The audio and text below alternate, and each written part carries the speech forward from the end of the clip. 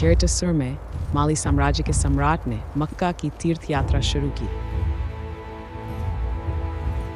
लेकिन जहां भी उनका काफिला गुजरा, अजीब चीजें होने लगीं।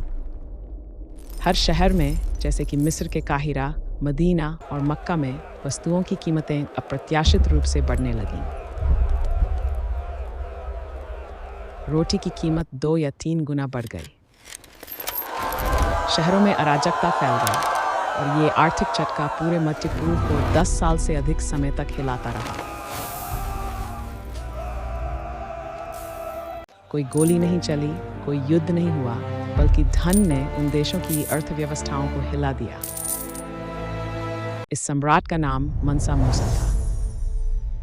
उन्हें इतिहास के सबसे धनी व्यक्तियों में से एक माना जाता है और उन्होंने 60,000 अनुयायियों और सैकड़ों ऊंटों के साथ रेगिस्तान पार किया और हर शहर में गरीबों को सोना बांटा। ये उदारता ही समस्या थी। उस समय माली साम्राज्य पुराने विश्व के सोने की आपूर्ति का 85% से अधिक नियंत्रित करता था। जब सम्राट ने बाजार में एक बार में यह सोना जारी किया, तो सोने का मूल्य अचानक 20% से 10% तक गिर गया। और जब सोना आम हो जाता है, तो उन वस्तुओं की कीमतें बढ़ जाती हैं जिन्हें सोने से खरीदा जा सकता है, और ये महंगाई है। जब मनसा मूसा ने इस तथ्य को वापसी के रास्ते में समझा, तो उन्होंने बाजार में जारी किए गए सोने को उच्च ब्याज दरों के माध्यम से वापस पाने की कोशिश की, जैसे कि आज के केंद्रीय बैंक मनी टाइटनिंग नीति के साथ करते हैं। आज की हमारी कहानी का मुख्य बिंदु यह है कि जो धन के प्रवाह को नियंत्रित करता है, वह बिना युद्ध के दुनिया को हिला सकता है। हे महामहिम, क्या आप युद्ध शुरू करेंगे? राजा ने नक्शे की ओर देखते हुए पूछा। क्या सेना तैयार है? मंत्री ने सिर हिलाकर नकारात्मक उत्तर दिया। सेना से पहले कुछ तैयार करना होगा। राजा ने भौहें चढ़ाकर पूछा। क्या? मंत्री ने शांति से उत्तर दिया। धन। इतिहास केवल धन से नहीं चलता, लेकिन धन को समीकरण से हटाने से सत्ता की संरचनाएं हट जाती हैं। आज हम इस संरचना को देखेंगे, न कि युद्ध के मैदान में, बल्कि अर्थव्यवस्था के क्षेत्र में। 300 पूर्व में रोम ने अपियन वे का निर्माण शुरू किया। यह सड़क रोम और थेरासिना के बीच 23 किलोमीटर की दूरी पर फैली हुई थी, और यह एक इंजीनियरिंग चमत्कार थी जो पहाड़ों और दलदलों को नज़रअंदाज करते हुए लगभग सीधी थी। यह सिर्फ एक साधारण सड़क नहीं थी, बल्कि यह प्राचीन काल का एक राजमार्ग था जिसकी चौड़ाई कम से कम मीटर थी, और यह कंकड़ और पत्थरों से पक्की थी जिसमें जल निकासी प्रणाली थी। रोम ने लगभग 80 किलोमीटर लंबी एक प्रमुख सड़क नेटवर्क बनाई, और ये सड़कें साम्राज्य की धमनियों के रूप में काम करती थीं, जो सैन्य, प्रशासनिक और व्यापारिक मामलों को जोड़ती थीं। सड़क नेटवर्क की कुल लंबाई लगभग 68 किलोमीटर थी। इस धमनियों जैसी बुनियादी ढांचे के माध्यम से रोम ने अनाज, धातु और दासों को प्रांतों से राजधानी में लाया, और इन संसाधनों का उपयोग सेना को खिलाने और नए युद्ध छेड़ने के लिए किया। इसके साथ साथ कर प्रणाली भी काम कर रही थी। कब्जे वाले प्रांतों के निवासियों पर प्रत्यक्ष कर लगाए गए थे, और बंदरगाहों और सीमाओं को पार करने वाले व्यापारियों पर अप्रत्यक्ष कर लगाए गए थे। साम्राज्य की वित्तीय प्रणाली के स्तंभ इन 2 स्तंभों पर आधारित थे। कुछ शोधकर्ताओं के अनुसार रोम की जनसंख्या अपने चरम पर लगभग 82 मिलियन थी। यह आर्थिक प्रणाली ही थी जिसने कई शताब्दियों तक इस बड़ी जनसंख्या को खिलाया। लेकिन यह मजबूत प्रणाली कब हिलने लगी? 6 ईस्वी में रोम में एक बड़ी आग लगी। सम्राट नीरो ने एक भयानक निर्णय लिया और सिक्कों में चांदी की मात्रा को कम कर दिया। चांदी का अनुपात 99% से घटाकर 93% कर दिया गया, और रोम के लोगों ने इसे नहीं समझा क्योंकि सिक्के वैसे ही दिखते थे। हालांकि राज्य ने चुपचाप इस अंतर का लाभ उठाया, और यह एक अदृश्य कर था। 3री शताब्दी में ये मौद्रिक हेरफेर अनियंत्रित स्थिति में पहुंच गए। सम्राट काराकला को सैनिकों के वेतन में भारी वृद्धि को पूरा करने के लिए सिक्कों में चांदी के अनुपात को 58% तक कम करना पड़ा। तीसरी शताब्दी के अंत तक चांदी का अनुपात 22% से कम हो गया और सिक्के वास्तव में तांबे के थे जिन पर चांदी की पतली परत थी। जब सिक्कों ने विश्वास खो दिया तो व्यापारियों ने उन्हें स्वीकार करने से इनकार कर दिया और कीमतें बढ़ गई और अर्थव्यवस्था बार्टर प्रणाली में लौट आई। हालांकि हमें ये इंगित करना चाहिए कि रोम की संकट को केवल मुद्रा हेरफेर के माध्यम से समझाना एक सरल व्याख्या है। आज के इतिहासकार मानते हैं कि वित्तीय दबाव, मुद्रा का पतन, सैन्य खर्चों का बोझ, राजनीतिक अस्थिरता, महामारियां और बाहरी आक्रमण एक साथ मिलकर साम्राज्य को गिराने के लिए आए और मुद्रा में विश्वास की कमी इस पतन का एक महत्वपूर्ण हिस्सा थी। साम्राज्य के विनाश का कोई एक कारण नहीं था, बल्कि कई दरारें थीं जो एक साथ पड़ी और इसे असहनीय बना दिया। ईमस 45 में मूल निवासी डिएगो ह्यूवा ने एंडीज पर्वत में समुद्र तल से 2800 मीटर की ऊंचाई पर अभूतपूर्व चांदी की नसें खोजीं। ये पोतोसी की खदान थी जिसे स्पेनिश में धन का पर्वत कहा जाता है। इस खदान का वैश्विक अर्थव्यवस्था पर प्रभाव विशाल था। हीनसियोस 45 में इसकी खोज के बाद पोतोसी स्पेनिश उपनिवेश का प्रमुख चांदी स्रोत बन गया और कभी-कभी यह वैश्विक चांदी उत्पादन का लगभग आधा हिस्सा होता था और इसका संचयी उत्पादन लगभग 2 बिलियन औंस था। लेकिन आश्चर्यजनक बात यह है कि जितनी अधिक चांदी थी, स्पेन उतना ही कमजोर हो गया। इसके दो कारण थे। पहले, मूल्य क्रांति। 16वीं शताब्दी में अमेरिका से चांदी के प्रवाह, युद्धों और कर संरचना में बदलाव के कारण स्पेन और पश्चिमी यूरोप में एक दीर्घकालिक मूल्य क्रांति देखी गई। जब चांदी आम हो जाती है तो इसकी क्रय शक्ति स्वाभाविक रूप से घट जाती है। स्पेन में कीमतें पड़ोसी देशों की तुलना में तेजी से बढ़ी, जिससे स्पेनिश उद्योग और कृषि अपनी प्रतिस्पर्धात्मकता खो बैठी। दूसरा, शाही वित्तीय प्रबंधन। स्पेन में चांदी के विशाल प्रवाह के बावजूद इन पैसों का उपयोग औद्योगिक आधार बनाने के लिए नहीं किया गया। इन्हें अजेय बेड़े के रखरखाव, अंतहीन धार्मिक युद्धों और शाही विलासिता पर बर्बाद कर दिया गया। यहाँ तक कि चांदी के आने से पहले भविष्य की चांदी के आयात की गारंटी पर जेनोआ और नीदरलैंड के बैंकरों से उच्च ब्याज दरों पर पैसे उधार लिए गए थे। अंत में गैलियन जहाज़ों पर अटलांटिक पार करने वाली चांदी सीधे इटली और नीदरलैंड में ब्याज और ऋण चुकौती के रूप में चली गई।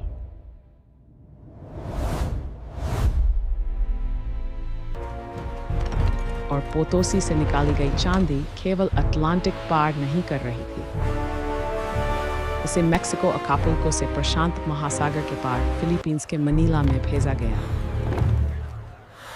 ये मनीला गैलियन व्यापार मार्ग था। तो इस चांदी की अंतिम गंतव्य क्या थी? वह चीन था। उस समय चीन में मिंग राजवंश, जो चांदी आधारित मौद्रिक प्रणाली में परिवर्तित हो रहा था, दुनिया भर से चांदी को अवशोषित कर रहा था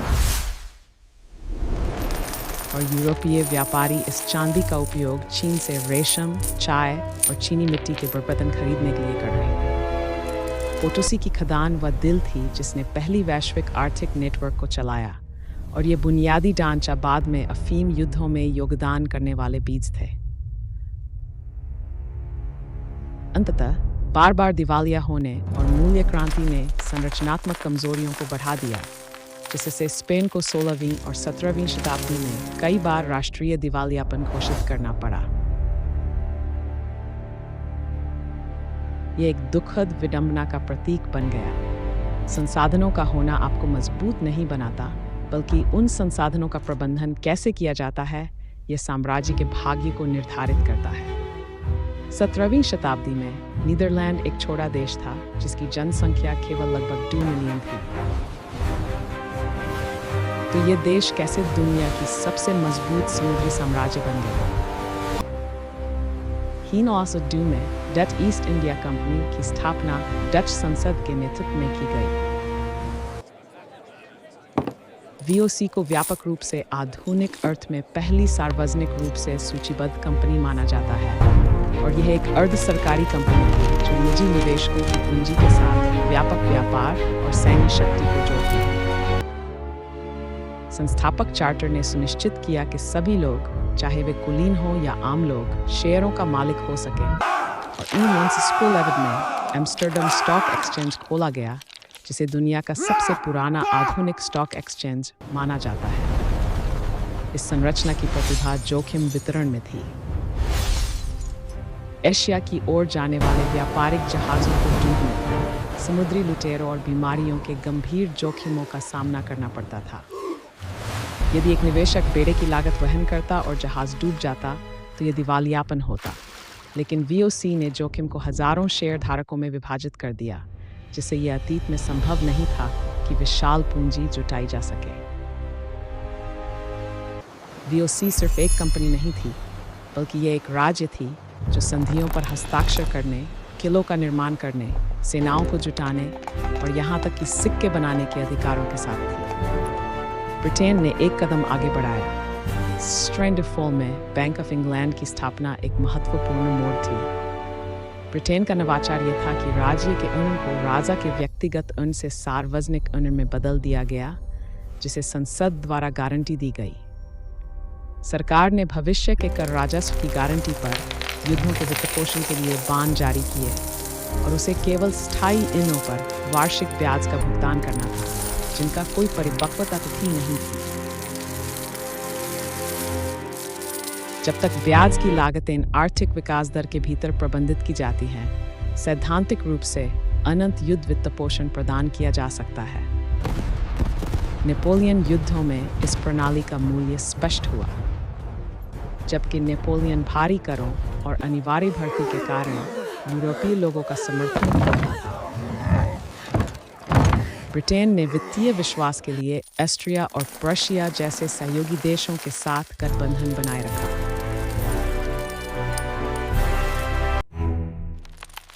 1909 में युद्ध के अंत तक ब्रिटेन का राष्ट्रीय ऋण जीडीपी के 2.60% के आश्चर्यजनक स्तर तक पहुंच गया, लेकिन राष्ट्रीय प्रणाली नहीं गिरी।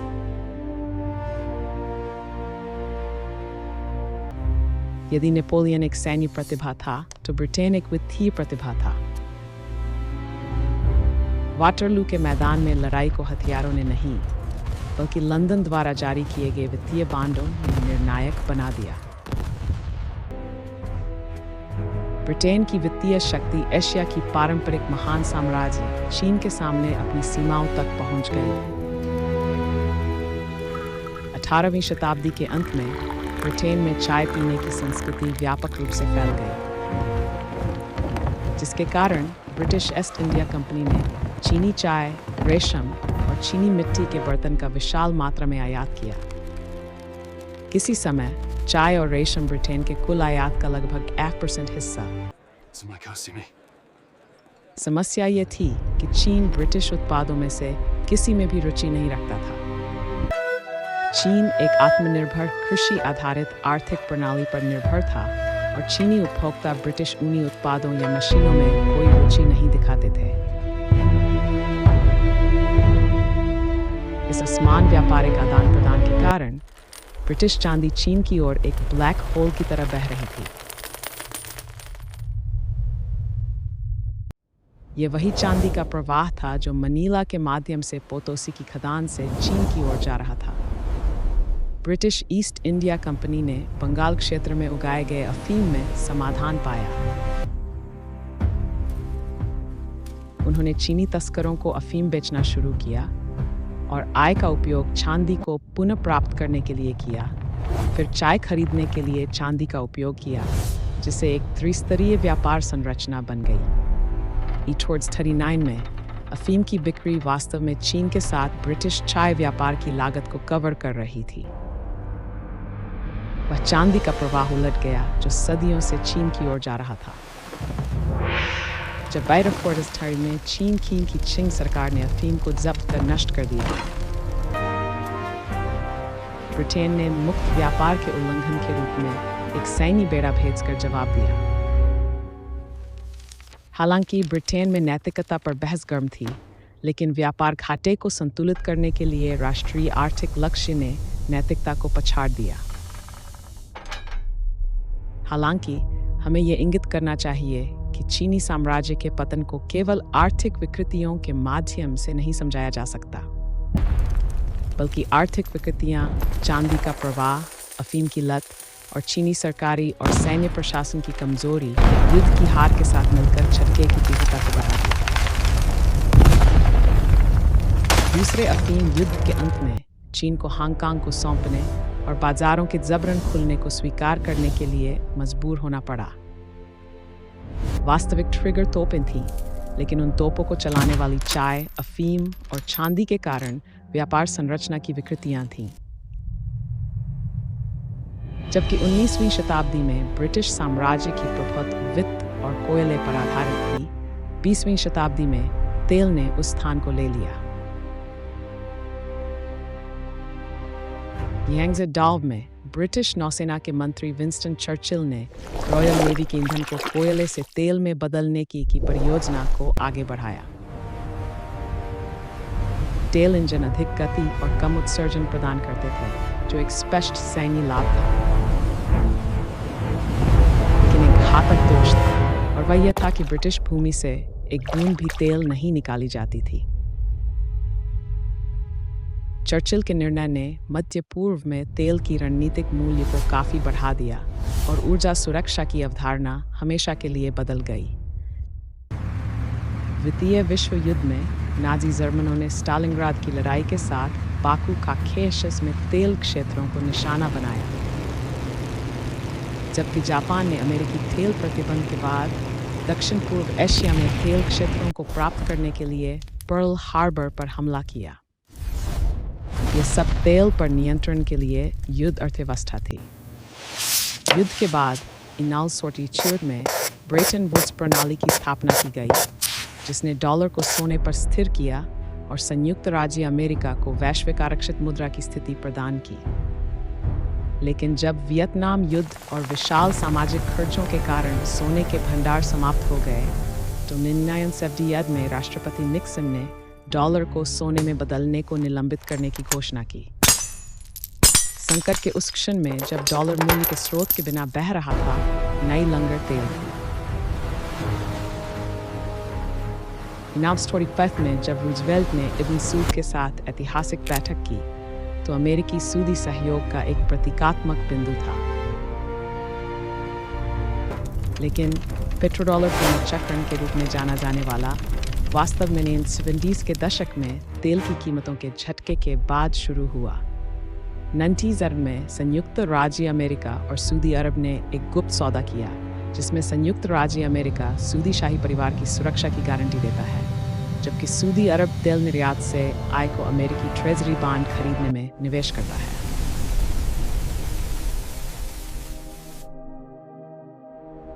ये ध्यान देने योग्य है कि एक अफवाह है कि एक औपचारिक संधि है जो सभी तेल लेन देन को डॉलर में होने के लिए बातचीत करती है, लेकिन यह सच नहीं है। लेकिन डॉलर की प्रभुत्व, तेल के निपटान में परंपरा, अमेरिकी वित्तीय बाजार की गहराई और डॉलर में तेल उत्पादक देशों की संपत्ति प्रबंधन और 1970 के दशक में पुनर्चक्रण संरचना का परिणाम थे। फिर भी इस अनौपचारिक संरचना का प्रभाव विशाल था। जब सबसे बड़ा तेल उत्पादक देश अपने डॉलर को अमेरिकी ट्रेजरी बॉन्ड के रूप में जमा करने का निर्णय लेता है, तो दुनिया भर के देशों को तेल खरीदने के लिए डॉलर रखना पड़ता है। तेल की बिक्री से अर्जित डॉलर को वापस वॉल स्ट्रीट और अमेरिकी ट्रेजरी बॉन्ड में पुनः निवेश करने के लिए बड़ा ढांचा पूरा हो गया। 2006 में डॉलर अभी भी वैश्विक विदेशी मुद्रा भंडार का लगभग 67% हिस्सा है, और ये अभी भी एक मजबूत वैश्विक आरक्षित मुद्रा के रूप में अपनी स्थिति बनाए रखता है। चीनी युआन लगभग 3% वैश्विक निपटान के साथ चुनौती देने की कोशिश कर रहा है, लेकिन रास्ता अभी भी लंबा है। यहाँ तक कि इस क्षण में भी आर्थिक युद्ध जारी है। ड्यूजिफेप्टोग्वाजिसिक्स के वर्षों में अमेरिकी सेमीकंडक्टर निर्यात नीति में समायोजन और चीन के दुर्लभ धातु और संबंधित प्रौद्योगिकी के निर्यात पर नियंत्रण के साथ आपूर्ति श्रृंखला में तनाव बढ़ गया। रूप अलग था लेकिन सार वही रहा। रोम ने सड़कों के माध्यम से प्रवाह को नियंत्रित किया, जबकि स्पेन के पास चांदी थी लेकिन कीमतों को नियंत्रित नहीं किया। नीदरलैंड ने समुद्र और शेयरों के साथ लड़ा और ब्रिटेन ने सार्वजनिक क्रेडिट के लिए धन्यवाद दिया। जब चीन से चांदी बह गई तो वह कमजोर हो गया और 20वीं शताब्दी में तेल अपने आप में एक सैन्य शक्ति बन गया। इतिहास केवल धन से नहीं चलता, लेकिन धन को समीकरण से हटाने से हमें यह नहीं दिखाई देता कि सत्ता क्यों थी। बंदूकें युद्ध दिखाती हैं, लेकिन धन ये बताता है कि युद्ध क्यों छिड़ा। और ये केवल साम्राज्यों की कहानी नहीं है। यहाँ तक कि महान साम्राज्यों का भाग्य भी धन के प्रवाह के सामने असहाय था। पूंजी प्रवाह को बड़े पैमाने पर पढ़ने की क्षमता अंततः हमारे जीवन और भविष्य को व्यक्तियों के रूप में सुरक्षित करेगी। जब हम अर्थव्यवस्था के दृष्टिकोण से इतिहास को देखते हैं, तो हम स्पष्ट रूप से समझेंगे कि दुनिया अब कैसे और क्यों घूम रही है। यदि इस चैनल ने इस समझ को बढ़ाने में मदद की है, तो कृपया सदस्यता लें और पसंद करें। हम अगली बार गहरे और अधिक रोमांचक विषयों के साथ लौटेंगे।